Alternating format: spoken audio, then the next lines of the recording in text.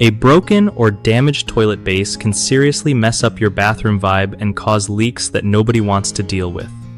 So, first off, if you notice cracks or wobbling at the bottom of your toilet, don't just ignore it because that can lead to water damage or even mold. Start by turning off the water supply to avoid any messy surprises when you unbolt the toilet. Next, flush the toilet to empty the tank and bowl as much as possible. Then use a sponge to soak up any leftover water. Carefully remove the caps covering the floor bolts, unscrew them, and gently rock the toilet to break the seal without damaging the flange.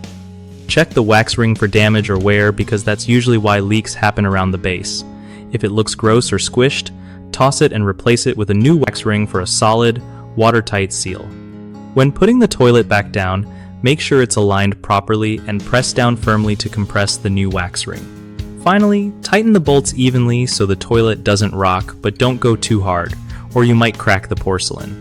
One of the top mistakes people make with a broken toilet base is ignoring the wobble and hoping it fixes itself, which just lets leaks get worse and floors rot.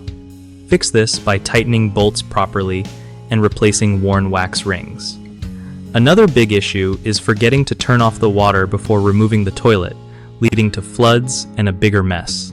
Always shut that valve first. A third common problem is over-tightening the bolts after reinstalling the toilet, causing cracks in the porcelain or damaging the flange. Just snug them evenly without going overboard to keep everything safe and sound. BigHomeProjects.com is a solid spot for homeowners wanting to find trusted local contractors who know their stuff about toilet repairs and other home fixes. Plus, contractors get a real boost here by connecting with serious clients looking for quality work, making it a win-win all around.